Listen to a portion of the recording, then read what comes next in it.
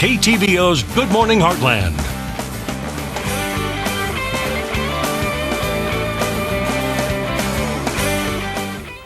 And welcome back. It's now time for our entertainment section, and this morning we're reviewing Man of Steel. That's right. One of the most anticipated movies, I'd say, of the year, strictly because so much was riding on this movie. And we'll start by talking about that. We've had unsuccessful after unsuccessful Superman movies. The last good one we had was back when Christopher Reeves, and towards the end of those, it kind of became it's almost like all other trilogies and collections of movies with the same actors. They kind of die out at the end. So ever since then, we've had just a failure after failure of these movies.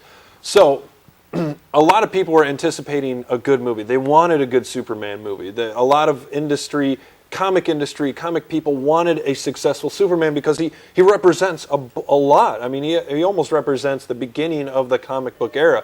So they always wanted a good version of this movie. What happens with this, and I'll kind of tell everybody who doesn't know this already, is DC is now trying to do what Marvel has done with Thor, Iron Man, and making an Avengers movie. They're trying to do that with the Justice League. So they're trying to make that. What they needed was a good Superman movie. They already have Batman. They needed that to really take off, then to justify the Justice League movie. So they've gotten that. So now they're able to do that and move forward. And there's already talks of a sequel with this Superman.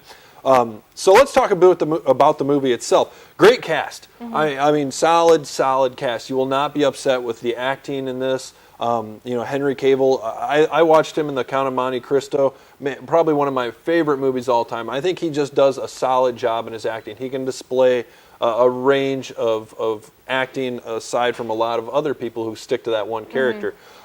Everybody else, just a solid casting job. CG is amazing. I saw it in 3D. I loved it in 3D. Well worth the extra money for 3D. The depth of field is great for it. They just put a lot of time and money. Zack Snyder, who did the Watchmen and 300 and all this other stuff, when he puts his name behind a movie, it's going to be a good movie. It's going to break some boundaries. And it's exactly, I was really happy when I saw him taking over, because if you haven't seen The Watchmen, it's a great movie everybody needs to see.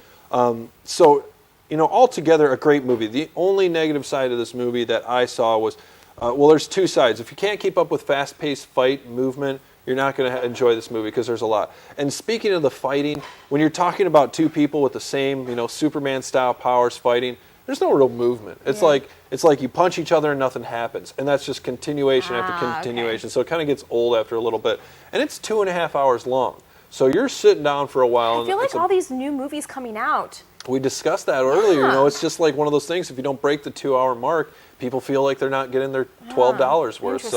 So does it give Batman a run for its money? I think absolutely it does. Because people kind of thought the Batman, I just completely blanked on his name, but the guy who played a Batman in the new Christian Bale, there you go, thank you, was kind of the ruiner of that, kind of the negative side to that series. I think differently, but I can understand. But Henry Cavill did a great job. Altogether, great movie. I'm going to go ahead and give this one 5 stars. I think it's anybody really who likes Superman, likes hero movies, needs to go out and see this movie. Great for anybody, kids, family, dates. It's an all-around good movie. Look at that. All right. Well, thanks for that. Not a problem. We'll be right back.